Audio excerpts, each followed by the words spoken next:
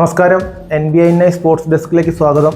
ഇന്നലത്തെ IPL Rajasthan versus Kolkata മാച്ചിനെ പറ്റി പറയുകയാണെങ്കിൽ രാജസ്ഥാൻ ഒരു ബാറ്റിംഗ് കൊളാപ്സ് സംഭവിച്ചു എന്ന് തന്നെ വേണമെങ്കിൽ പറയാം. 2020 ഇന്നത്തെ കാലത്ത് ഒരു 153 എന്ന് പറയുന്നത് ഒരു താരതമ്യേന ഒരു ചെറിയ സ്കോറാണ്. അതും ആ വിക്കറ്റിൽ. ഇന്നലത്തെ വിക്കറ്റ് കുറച്ചുകൂടി ബാറ്റിംഗ് ഫ്രണ്ട്ലി ആയിരുന്നു.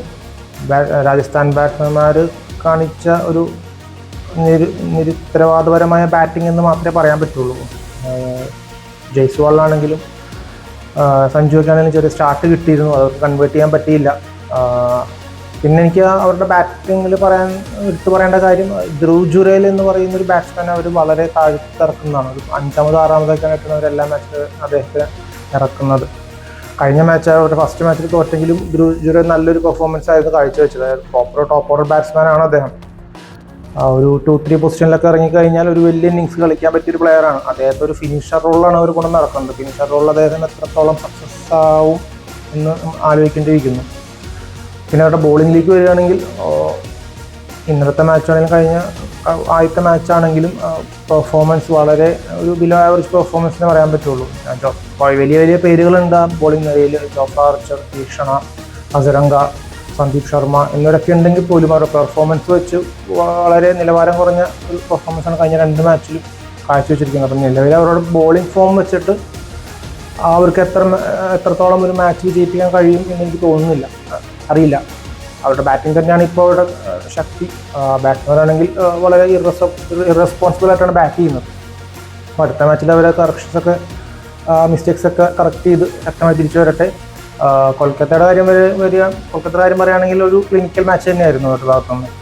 അവരുടെ ബോൾസ് നന്നായിട്ട് ബോൾ ചെയ്തു. എസ്പെഷ്യലി വരുൺ ചക്രവർത്തി എന്ന സ്പിന്നർ, മൊയിൻ അലി, അത് സുനിൽ നരൈന് പകരമാണ് മൊയിൻ അലി 11ലേക്ക് വന്നത്. രണ്ടുപേരും വളരെ മികച്ച രീതിയിൽ പന്തെറിഞ്ഞു. ബാറ്റിംഗിലേക്ക് വരുകയാണെങ്കിൽ ക്വിന്റൺ ഡിക്കോക്ക് സിംഗിൾ ഹാൻഡിൽ ഒരു 97 സ്കോർ ചെയ്ത് മാച്ച് ജയിപ്പിച്ചു. ക്ലിനിക്കൽ മാച്ച് തന്നെയായിരുന്നു അവരുടെ ഭാഗത്തുനിന്ന്. ഇന്നത്തെ IPL മാച്ചിൽ സൺറൈസേഴ്സ് ഹൈദരാബാദ് LSGനെ ലക്നൗ സൂപ്പർ ജയൻസിനാണ് നേടുന്നത്. ഹൈദരാബാദിൽ വെച്ച് തന്നെയാണ് മാച്ച്. സൺറൈസേഴ്സിൻ്റെ ഹോം ഗ്രൗണ്ടിലാണ് മാച്ച്. അതുപോലെ ഒരു ഫ്ലാറ്റ് ബാറ്റിംഗ് ട്രാക്ക് തന്നെയാണ് നമ്മൾ എക്സ്പെക്ട് ചെയ്യുന്നത്.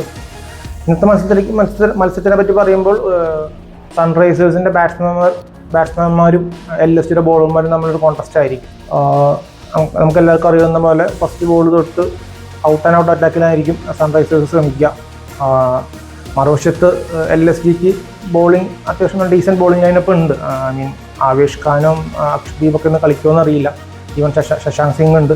അവർ പ്ലേയിങ് ലെവലിലേക്ക് ഇൻക്ലൂഡ് ആവുമോ എന്നറിയില്ലെങ്കിൽ പോലും അവരുടെ സ്പിന്നിങ് ഡിപ്പാർട്ട്മെൻറ്റ് നല്ലൊരു സ്ട്രോങ് ആണ്. മറിച്ച് LSGയുടെ ബോളിംഗ് നിരയിലേക്ക് വരികയാണെങ്കിൽ അവിടെ ഒരു ബോളിംഗ് ലൈനപ്പ് അറ്റ്ലീസ്റ്റ് പേപ്പറിലെങ്കിലും അത്യാവശ്യം സ്ട്രോങ് ആണ്. ആവേശ് ഖാൻ ഉണ്ട്, ആകാശ്ദീപ് ഉണ്ട്, ശശാങ്ക് സിംഗ് ഉണ്ട്. ശശാങ്ക് സിംഗ് ഫുൾ ഫിറ്റ് ആണെന്നുണ്ടെങ്കിൽ നല്ല സ്പീഡിൽ ബോൾ ചെയ്യുന്നൊരു ബോളറാണ്. സ്പിന്നേഴ്സായിട്ട് ദിഗ്വേഷ് ഉണ്ട്, രവി ബിഷ്ണോയ് ഉണ്ട്, അതുപോലെ തന്നെ മണിമാരൻ സിദ്ധാർത്ഥ് കഴിഞ്ഞ വെച്ച് നന്നായിട്ട് എറിഞ്ഞാണ്. അതുപോലെ തന്നെ ദിഗ്വേഷും കഴിഞ്ഞ വെച്ച് നന്നായിട്ട് എറിഞ്ഞു. രവി ബിഷ്ണോയ് മാത്രമാണ് കുറച്ച് മോശമായി പോയത് കഴിഞ്ഞ മാച്ചിൽ. അപ്പോൾ എങ്ങനെ നോക്കിയാലും ഒരു Sunrisers batting versus LSG bowling ആയിരിക്കും ഈ മാച്ച്. LSG ബോളേഴ്സിന് സൺറൈസേഴ്സ് ബാറ്റ്സ്മാൻമാരെ എത്രത്തോളം പിടിച്ചെടുക്കാൻ പറ്റും അതനുസരിച്ചിട്ടായിരിക്കും അവരുടെ ഒരു വിന്നിംഗ് പെർസെൻറ്റേജ് അല്ലെങ്കിൽ വിജയ സാധ്യത വരുന്നത്. ഞാൻ ഈ മാച്ചിൽ എൻ്റെ ഒരു പ്രഡിക്ഷൻ പറയുകയാണെങ്കിൽ സൺറൈസേഴ്സ് ജയിക്കുമെന്ന് തന്നെയാണ് ഞാൻ വിശ്വസിക്കുന്നത്. കാരണം അവരുടെ ബാറ്റിംഗ് ലൈനപ്പ് അത്രയും ഒരു എക്സ്പ്ലോസീവാണ്. അവർ അത്രയും നല്ല ഫോമിലാണ് എല്ലാ ബാറ്റ്സ്മാൻമാരും. അവരുടെ ടോപ്പ് ഓർഡർ ടു ഫിനിഷേഴ്സ് വരെ നല്ല ഫോമിലാണ് കളിക്കുന്നത്. ഇനി ക്യാപ്റ്റൻസിയിലേക്ക് വരുമ്പോൾ സൺറൈസേഴ്സിൻ്റെ ക്യാപ്റ്റൻ പാറ്റ് കമ്മിൻസ് ആണ്. LSGയുടെ ക്യാപ്റ്റൻ ഋഷഭ് പന്താണ്. ഒരു എക്സ്പീരിയൻസ്ഡ് വേഴ്സസ് ഒരു കമ്പാരിറ്റീവ് ഒരു ന്യൂ ഫേസ് ആണ് ക്യാപ്റ്റൻസി വെച്ച് നോക്കുമ്പോൾ. ഋഷഭ് പന്ത് ഒരു മാച്ച് ലീഡ് ചെയ്തിട്ടില്ല. പാറ്റ് കമ്മിൻസ് ആണെങ്കിൽ ഒരു എക്സ്പീരിയൻസ്ഡ് ക്യാപ്റ്റൻ ആണ്. അപ്പം അതിൻ്റെ ഒരു ഡിഫറൻസ് എന്തായാലും അവരുടെ ഒരു ലീഡർഷിപ്പിൽ ഉണ്ടാവും. ഋഷഭ് പന്തിനെ അറിയാം. ഋഷഭ് പന്തിന് ബാറ്റിംഗ് എല്ലാവർക്കും അറിയാം.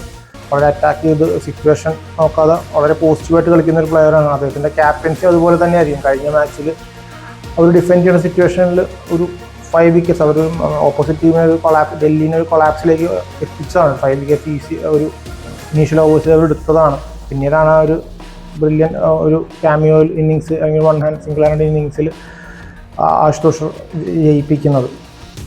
അപ്പോൾ രണ്ടുപേരും ക്യാപ്റ്റൻസി വളരെ ക്രൂഷ്യലായിരിക്കും ഈ മാച്ചിൽ. അതായത് ഋഷഭ് പന്തിൻ്റെ ഭാഗത്ത് നോക്കുമ്പോൾ അല്ലെങ്കിൽ LSGയുടെ ഭാഗത്ത് നോക്കുമ്പോൾ ഋഷഭ് പന്തിന് എത്രത്തോളം സൺറൈസേഴ്സ് ബാറ്റ്സ്മാൻമാരെ തൻ്റെ ബോളേഴ്സിനെ ഉപയോഗിച്ച് പിടിച്ചു നിർത്താൻ കഴിയും, ഒരു എത്ര ചെറിയ സ്കോറിന് ഒതുക്കാൻ കഴിയും, അനുസരിച്ചിരിക്കും മാച്ചിൻ്റെ റിസൾട്ടും.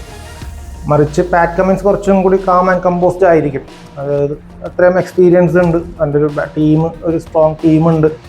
അദ്ദേഹത്തിൻ്റെ ഒരു ക്യാപ്റ്റൻസി അതിനോടൊപ്പം വയ്ക്കുമ്പോൾ അവർക്കൊന്നും കൂടി ഒരു പോസിറ്റീവാണ്.